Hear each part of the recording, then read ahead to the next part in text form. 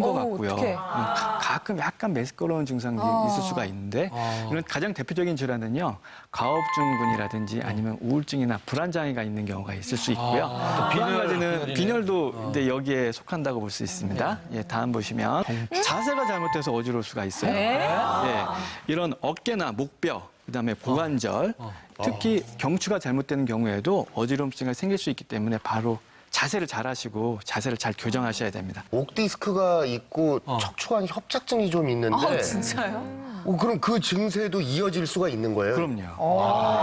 그 선생님 제가 잘 때 좀 엎어져가지고 고개를 좀 이렇게 틀고 자는 편인데요. 이렇게 오래 자도 그럼 어지러울 수가 있나요? 경추 질환이 생길 수 있어요. 그래서 되도록이면 똑바로 주무시는 게 더 좋고요. 예. 그 자세 꼭 앉는 자세하고 서 있는 자세가 굉장히 중요하죠. 그렇죠. 요즘 뭐 스마트폰 많이 본다고 이렇게 거북목이 되니까 또 연관이 있을 것도 같고요. 그럼요. 그 스마트폰을 계속 이렇게 보시면 일자목이나 거북목 생기고 심한 경우에는 목 디스크가 생길 수가 있어요. 그다음에 이제 중요한 것들 나오는데 방치해서는 안 되는 어지럼증이에요. 균형장애에 의한 어지럼증인데요. 이건 서 있거나 걸을 때 자꾸 중심 잡기가 어렵고 쓰러질 것 같은 거예요. 끼우뚱 거리는 거죠. 그래서 가장 대표적인 질환들은요. 당뇨병이 있어서 합병증으로 말초병이 있거나 아니면 갑자기 저혈당이 빠진 경우도 있을 수가 있는데요. 특히 뇌에 문제가 있는 경우에도 이렇게 균형장애가 생길 수가 있어요. 그래서 이런 경우에는 뇌 MRI 촬영을 한번 해보시는 게 좋고요. 혹시 다른 질환들, 당뇨병이라든지 갑상선 질환이 없는지 확인해 보시는 게 좋겠습니다.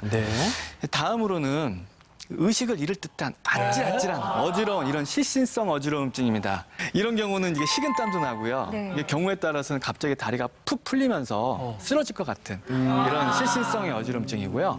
가장 대표적인 질환들은 심장 질환이 있거나 아니면 부정맥이 있어서 맥박이 고르지 않은 경우, 그리고 일시적으로 혈압이 뚝 떨어지는 경우, 이런 경우가 가장 대표적인 경우고요. 공황장애도 있네요.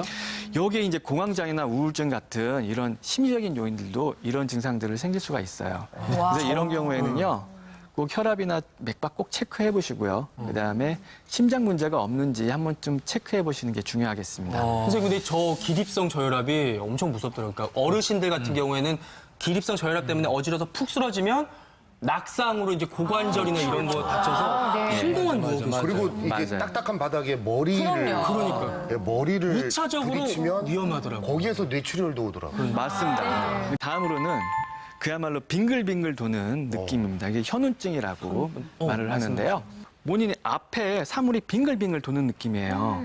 우리 아까 이혜근 씨 비슷한 증상이죠? 네, 이런 게 정말 많이 어지러워서요. 공포감이 오고 심한 경우에는 막 구토 증상이 생깁니다. 네, 제가 구토 증상도 있었어요. 이 전정기관이 문제 있는 경우는 대표적인 질환으로 이석증, 그다음에